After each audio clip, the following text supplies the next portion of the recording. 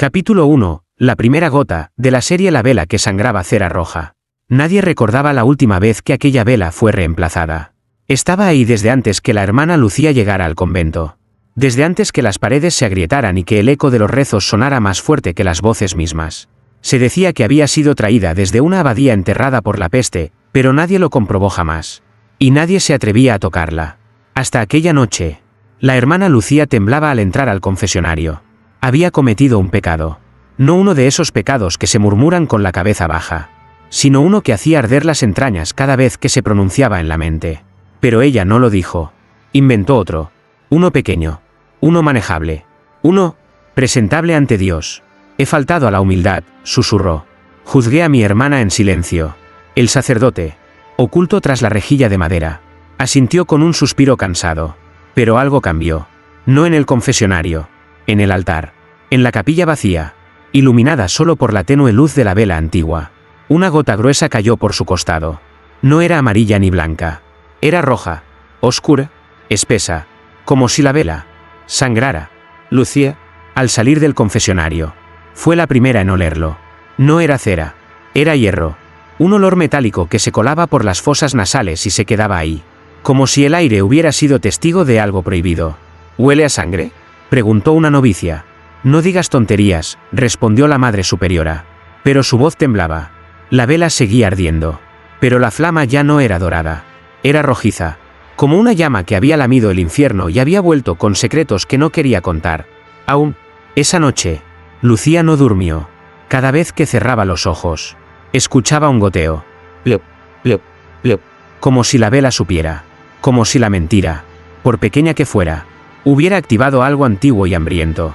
Al día siguiente, la cera roja había formado una mancha sobre el mármol, justo en forma de cruz invertida. Ninguna de las hermanas se atrevió a limpiarla. El sacerdote que la vio intentó frotarla con agua bendita, pero su mano comenzó a sangrar por la palma, sin corte alguno. Y entonces entendieron una cosa. Esa vela no iluminaba pecados, los juzgaba. Capítulo 2. La cera que no se endurece. El padre Esteban no creía en señales. A sus 68 años, había visto demasiados crucifijos torcidos, demasiadas sombras sospechosas, y demasiadas vírgenes llorando para saber que la fe no necesitaba espectáculo. Pero aquella mañana, mientras contemplaba la mancha roja sobre el mármol, algo se quebró dentro de su lógica templada. Esto no es cera, dijo en voz baja, frotándose la palma herida. ¿Esto?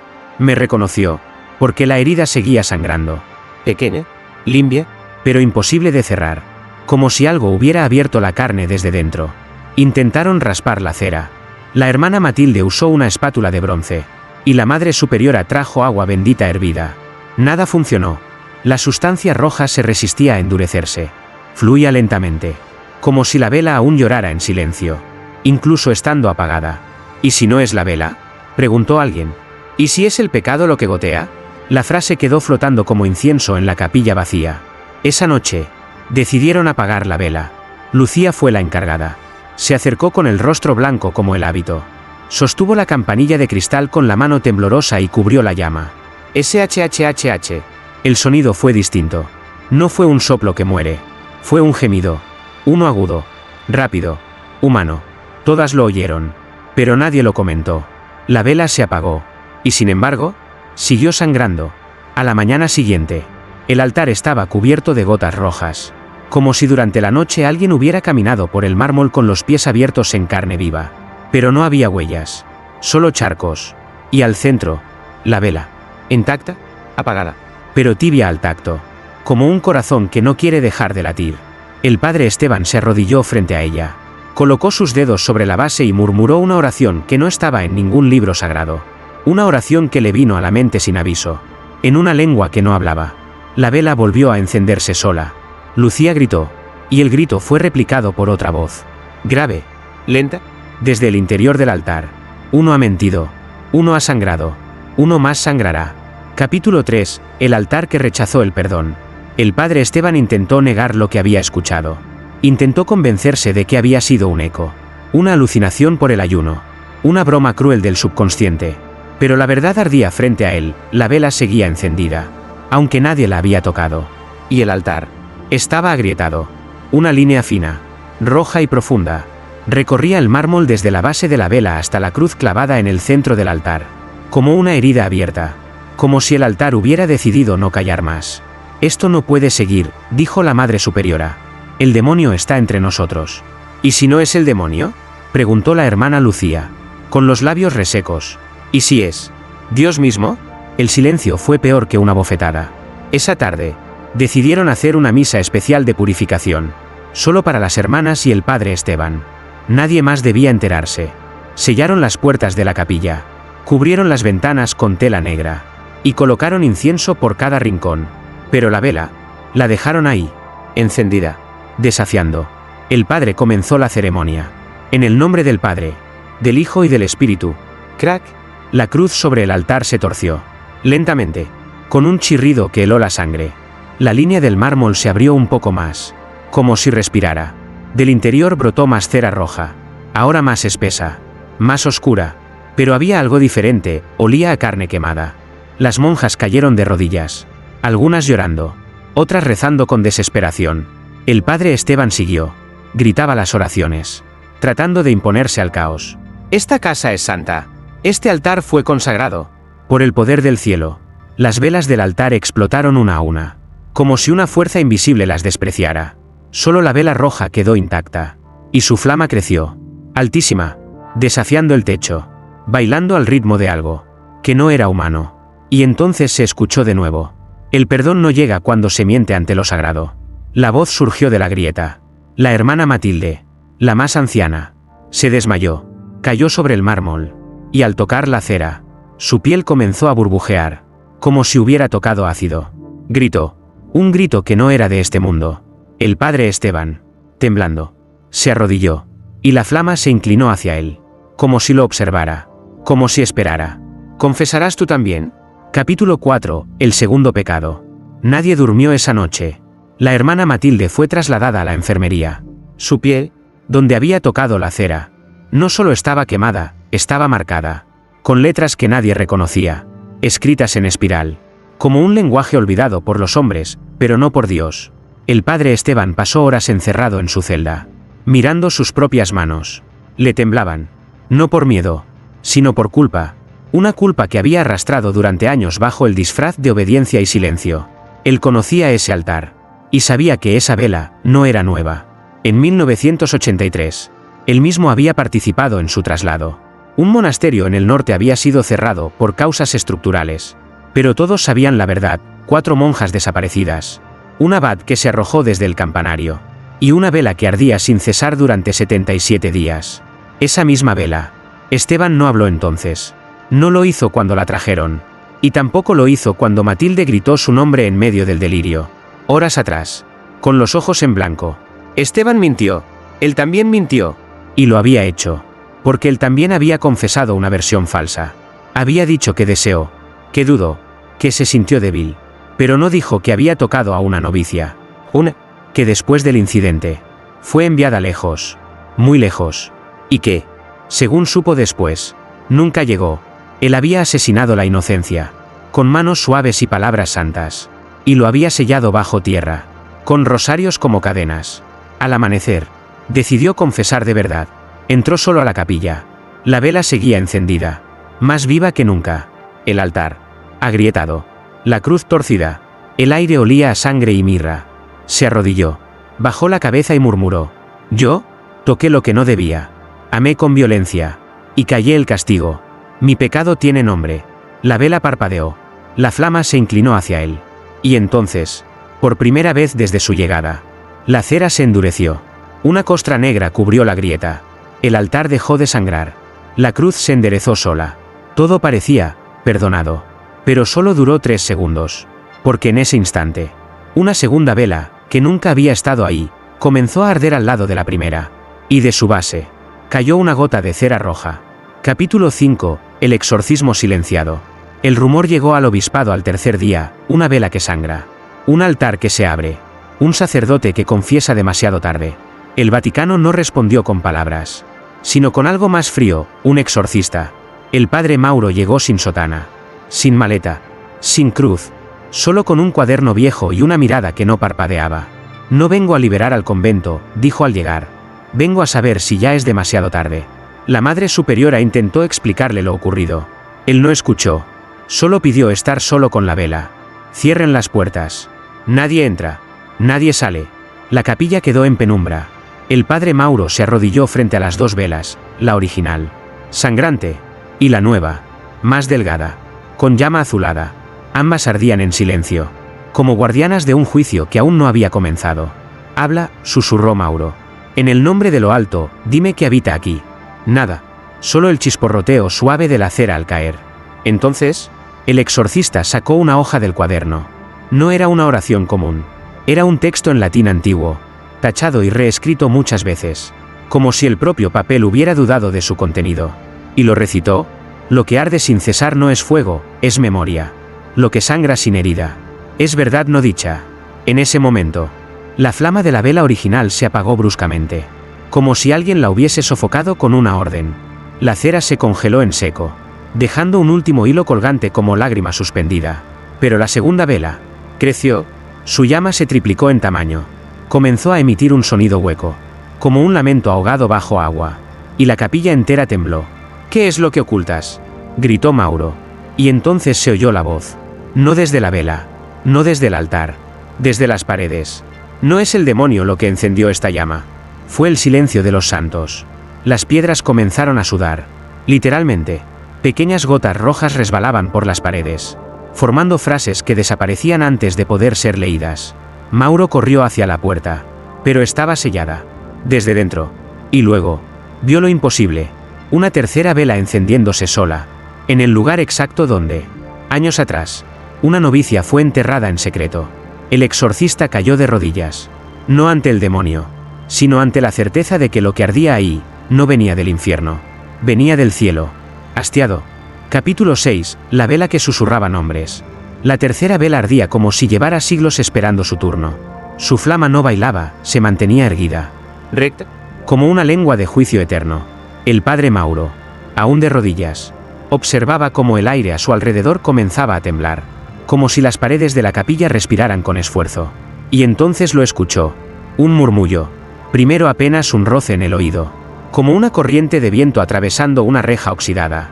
Pero fue tomando forma, tono, palabras, nombres. Lucía, Matilde, Esteban, Mauro, hermana Clara, Sor Águeda, monja Rosa, uno por uno, los nombres de todos los que habían pasado por el convento en los últimos 50 años, incluso los muertos, incluso los desaparecidos. Mauro se puso de pie con dificultad. Su espalda parecía pesar más que su fe. Intentó caminar hacia la vela, pero cada paso lo arrastraba hacia atrás, como si el suelo lo rechazara. La voz seguía. Ahora se escuchaba desde el techo, desde las paredes, desde dentro de su propia garganta. «¡Basta!», gritó Mauro, cubriéndose los oídos. La Madre Superiora y las hermanas, alertadas por el estruendo, golpeaban desde afuera la puerta sellada. Pero dentro, no había sonido que pudiera escapar. Y entonces, una de las velas, la segunda, comenzó a derretirse al revés. Sí, la cera subía desde la base hacia la llama, como si el tiempo fuera devorado por el fuego. Y al tocar la punta, la flama explotó en un sonido seco, y el nombre final se escuchó con claridad. «Tú». Mauro cayó al suelo, no por miedo, sino porque recordó a una niña en la sacristía, una voz que lloraba, que suplicaba, y una mano que no se detuvo. No fue él el agresor, pero fue él quien cerró la puerta, el quien no habló, el quien bendijo el ataúd vacío. Y ahora, la vela lo sabía. Las llamas descendieron lentamente hasta tocar el suelo, y escribieron una sola frase en cera roja líquida: «El que calla, también arde». Cuando las hermanas lograron abrir la puerta al amanecer, encontraron al padre Mauro en posición fetal, la boca llena de cera endurecida. No estaba muerto, solo silenciado. Capítulo 7. El pecado colectivo. La Madre Superiora no pronunció palabra durante todo el día. Se limitó a mirar las 3 velas que seguían encendidas sobre el altar. Nadie se atrevía a apagarlas. Nadie se atrevía a acercarse. Ardían solas, en perfecta alineación, como testigos de un juicio sagrado que apenas había comenzado. Las hermanas evitaban la capilla, pero por las noches, la voz de las velas atravesaba los muros de piedra, murmurando nombres. No gritaban, no amenazaban, solo recordaban. Y ese era el verdadero castigo. La memoria. La hermana Clara, la más joven del convento, comenzó a sangrar por las palmas mientras rezaba el rosario. Cada gota caía sobre el suelo, dibujando un símbolo diferente cada vez. Nadie pudo explicarlo. Nadie quiso. Fue entonces cuando la Madre Superiora ordenó lo impensable. Abriremos la cripta. Todas se miraron con horror. La cripta bajo la capilla había sido sellada hacía más de 20 años. Decían que contenía los restos de las primeras monjas del convento, pero también rumores. Silencios. Sombras que nunca subieron a rezar. La llave colgaba del cuello de la superiora. Siempre lo había hecho. Nadie sabía qué era esa llave. Hasta ahora.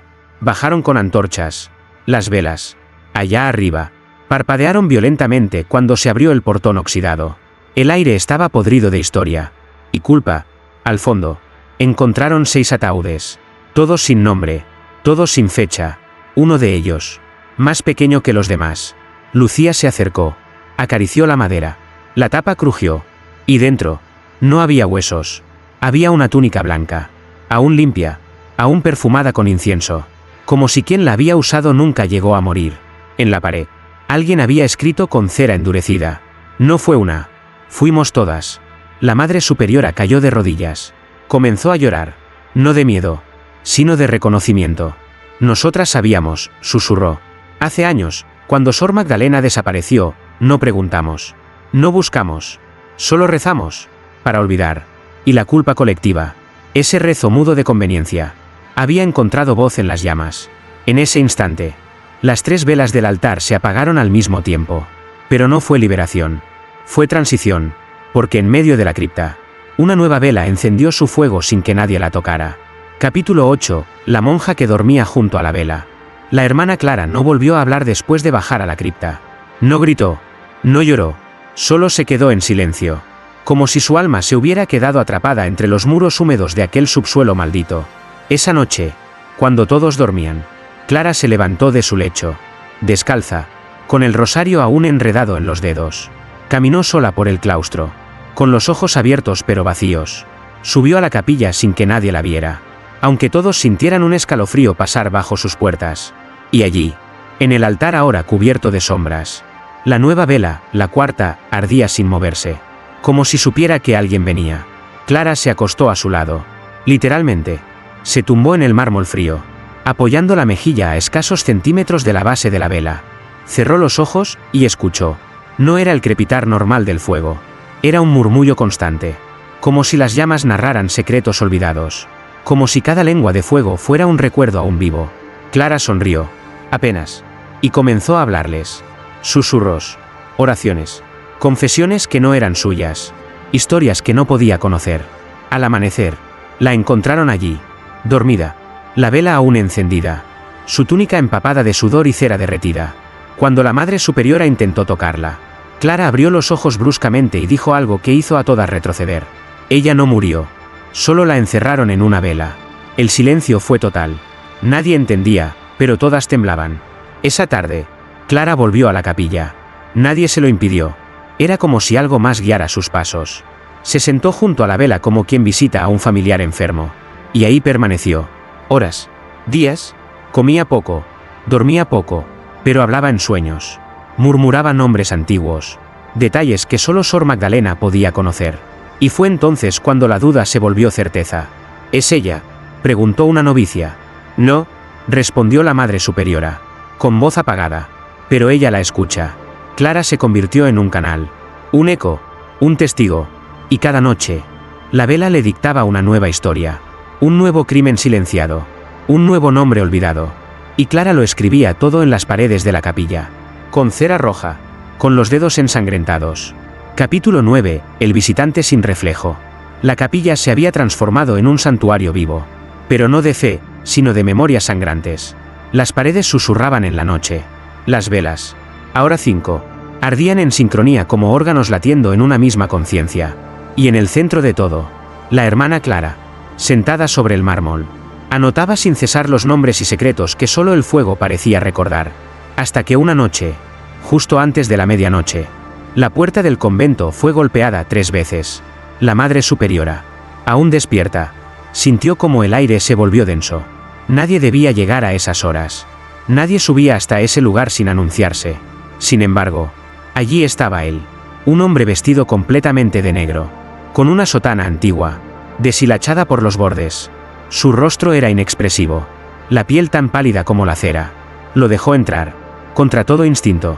«¿Quién es usted?», preguntó. «He venido a rezar», respondió el hombre con una voz suave, seca, como polvo acariciando madera. «A rezar por lo que no se dijo a tiempo». No preguntó más. Lo guió hasta la capilla. Clara alzó la vista cuando lo vio. Su mano, manchada de cera, se detuvo en mitad de una palabra. Él no tiene nombre. El visitante caminó lentamente entre las bancas, sin mirar a nadie. Se detuvo frente a las velas. Las observó fijamente. Una de ellas, la tercera, se apagó de golpe. Sin viento, sin contacto. Las hermanas que lo miraban desde el fondo no se atrevían a hablar. Pero una de ellas, Sor Águeda, corrió hacia un espejo colgado en el pasillo lateral. Lo trajo y lo colocó discretamente detrás del visitante. El reflejo de las velas estaba ahí. El altar, también. Pero él no aparecía. «No pertenece a este lado», dijo Clara, de pie, con los ojos en blanco. «Él viene a recoger los nombres, que fueron olvidados incluso por Dios». El visitante se giró. Se acercó a Clara. Le ofreció la mano. Ella no la tomó. «Aún no», dijo ella con una voz que no era suya. «Todavía faltan los peores pecados». El hombre asintió. Y sin más, caminó hacia la salida. Pero justo antes de cruzar el umbral, una sexta vela se encendió sola. Era pequeña, delgada, pero su llama ardía negra. Negra como el vacío. Negra como la ausencia de perdón. Nadie supo cuándo se había colocado allí. Nadie quiso saberlo. Solo Clara, que susurró mientras escribía en la pared. Cuando el reflejo se niega, la justicia se acerca. Capítulo 10. La sangre en las manos del sacerdote.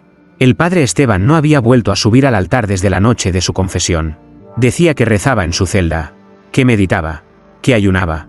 Pero la verdad era otra, tenía miedo. Un miedo que se le pegaba a la piel como la ceniza de las velas que seguían multiplicándose sin explicación. Ya eran 6. 6 llamas que no se apagaban. 6 fuegos que no daban luz, sino memoria. Y cada una parecía arder por un pecado distinto.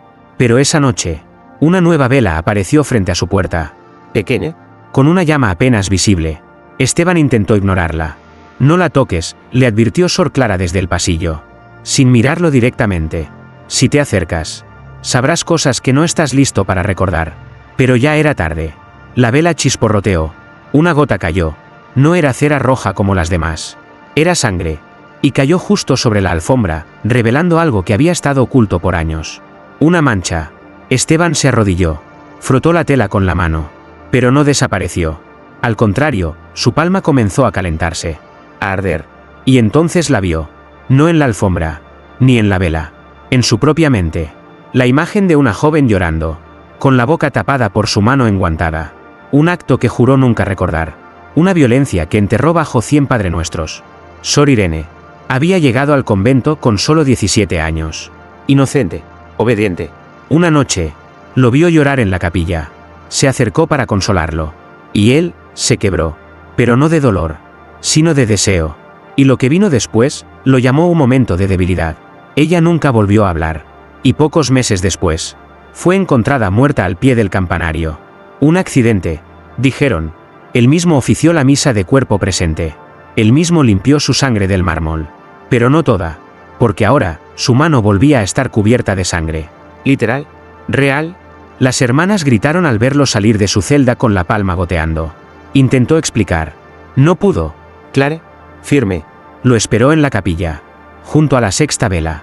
Dios puede perdonar, pero el fuego no, dijo. Esteban cayó de rodillas frente al altar. Alzó las manos manchadas. Que arda todo si es necesario, pero líbrame de este recuerdo. Y entonces, la séptima vela se encendió, y su llama fue la más alta de todas.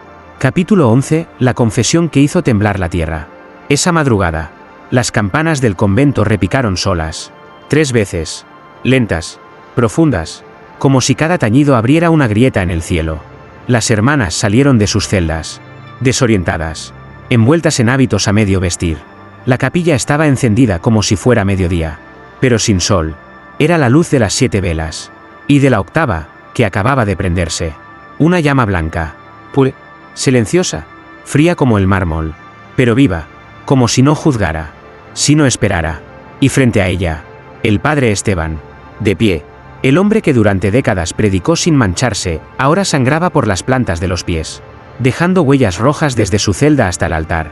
Caminó descalzo, no por penitencia, sino porque el suelo lo llamaba. Quiero confesar, dijo, con voz ronca, pero esta vez, ante ustedes. Las monjas no se movieron, no hablaron, solo escucharon. Y entonces, lo dijo todo. Contó sobre Sor Irene, sobre su llanto, sobre el silencio impuesto, sobre el perdón fingido, sobre las noches que siguieron, y el odio que creció en él cuando nadie lo castigó. Yo debí haber muerto con ella, susurró, pero el hábito me salvó de la justicia, no del castigo. Clare, en un rincón, temblaba. Las palabras parecían salir de su boca también, como si cada confesión abriera cicatrices que no eran solo suyas. Y entonces, la octava vela lloró. No cera, no sangre, luz líquida. Un chorro blanco descendió por su base, y donde tocaba, el suelo comenzaba a agrietarse. «Está temblando», gritó una novicia, pero no era el edificio, era la tierra misma, como si cada palabra de Esteban liberara un eco sepultado hacía décadas.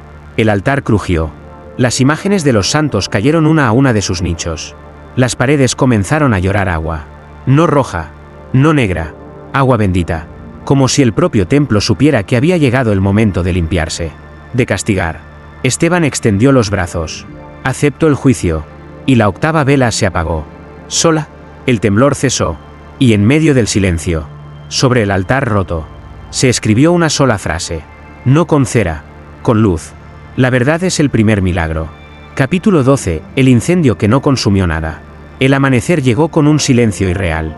El convento entero olía a piedra mojada, a cera derretida y a algo más profundo, a liberación. Pero no paz. La paz no llega cuando aún quedan nombres sin pronunciar. Las hermanas intentaban limpiar los restos de la noche anterior. Los cuadros caídos. Las grietas del altar. Las lágrimas secas de Clara. Y las 8 velas seguían ahí. Intactas. Silenciosas. Hasta que a las 3 de la tarde, la misma hora en que, según el Evangelio, el cielo se oscureció. Una novicia gritó desde la biblioteca. Subieron corriendo. Lo que vieron las dejó paralizadas. Las llamas devoraban los estantes, pero no desprendían humo, ni calor. Era un fuego sin fuego, un incendio silencioso, que ardía solo sobre los libros, solo sobre los archivos antiguos. «El archivo de confesiones», gritó la Madre Superiora, pálida. «Ahí estaban las actas que nunca enviamos». Intentaron apagarlo con agua, con mantas, con oraciones. Nada funcionó.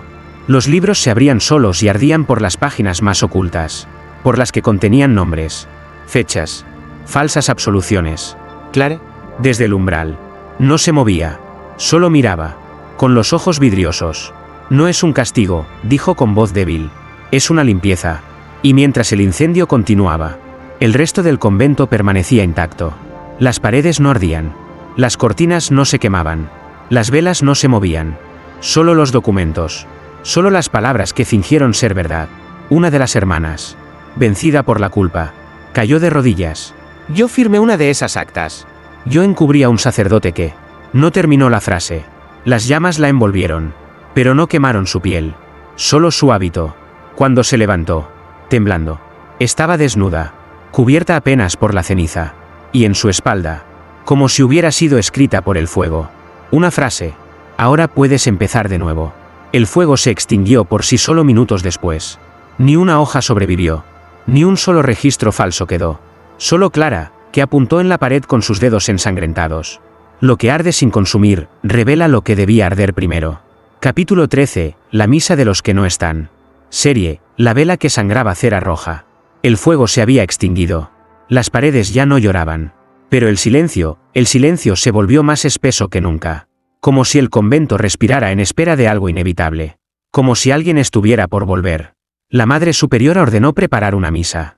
«Una misa por los que no están», dijo. «Por los que fueron silenciados. Por los que aún nos observan desde las grietas de esta casa».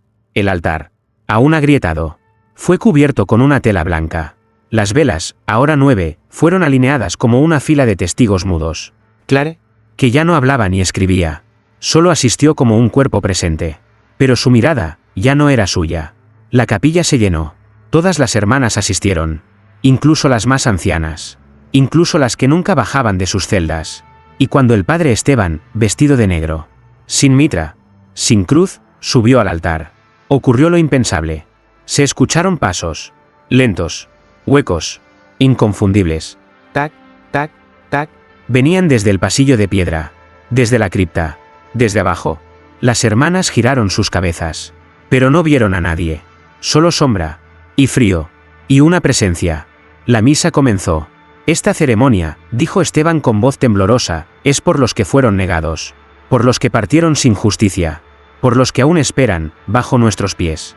Cuando pronunció la palabra esperan, las bancas crujieron, no por el peso de las vivas, sino por la llegada de los ausentes, porque una a una, las bancas comenzaron a llenarse, de cuerpos invisibles, de presencias que no podían verse, pero sí sentirse.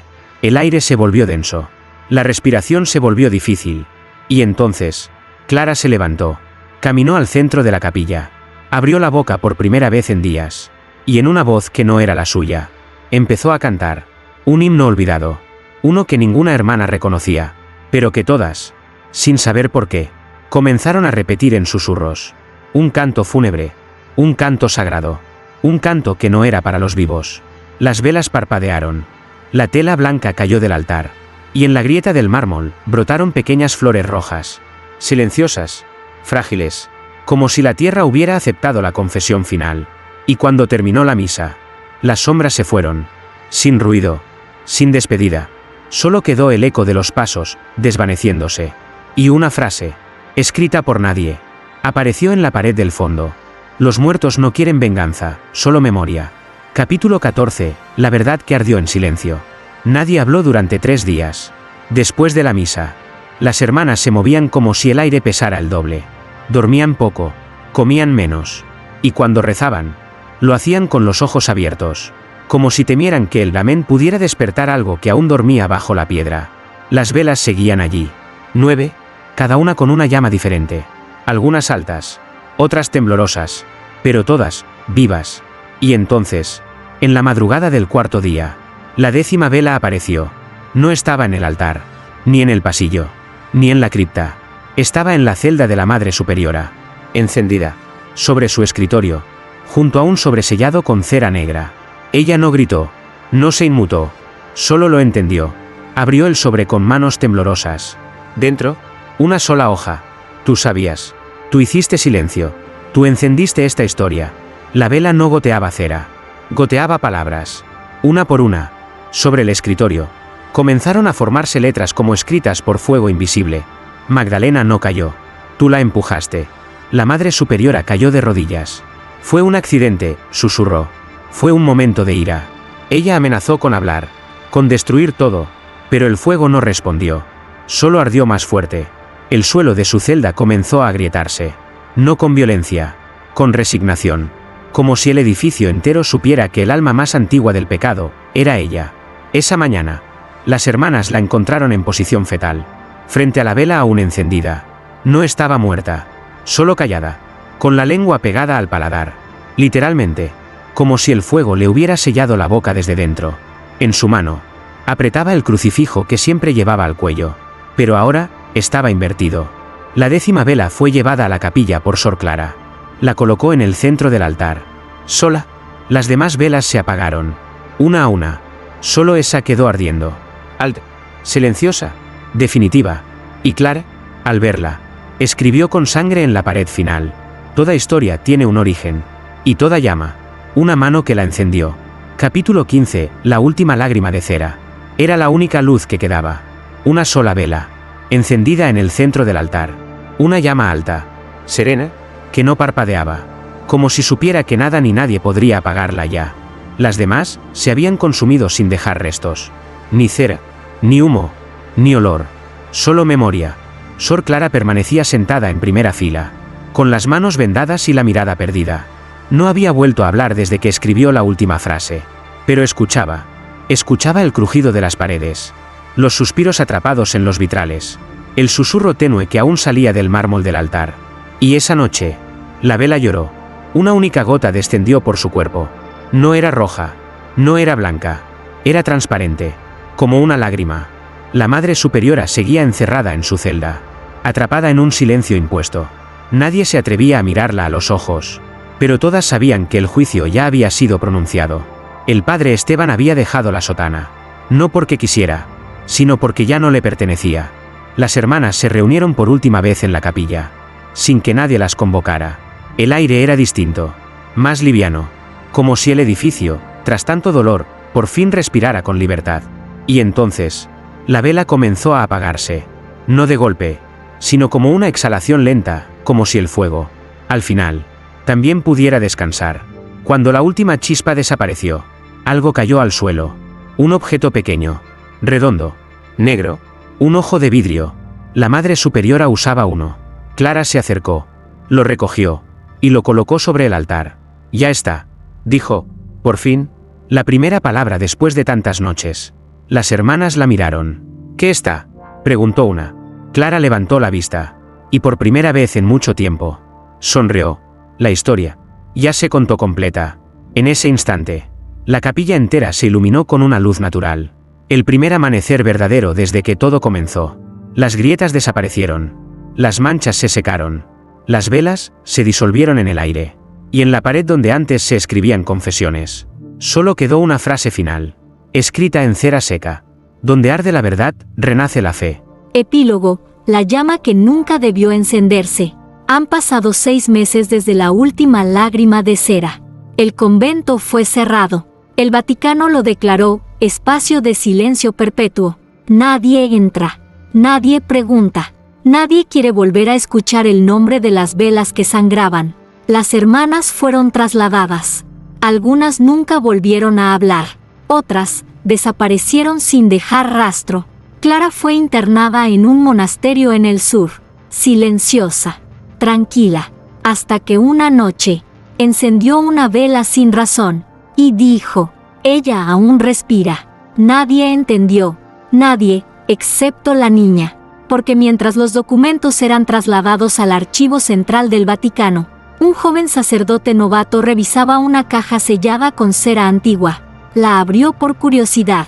Dentro, una túnica de monja manchada de rojo y un crucifijo sin cruz. Al fondo de la caja, una vela envuelta en lino. La encendió, y entonces, la capilla del Vaticano tembló, solo por un segundo, pero suficiente para que el humo dibujara algo en el aire. Un nombre: Magdalena. El joven no lo vio, pero una cámara de seguridad, olvidada en la esquina, lo grabó todo. En el video, se ve perfectamente, la vela no tenía mecha, y aún así, ardió.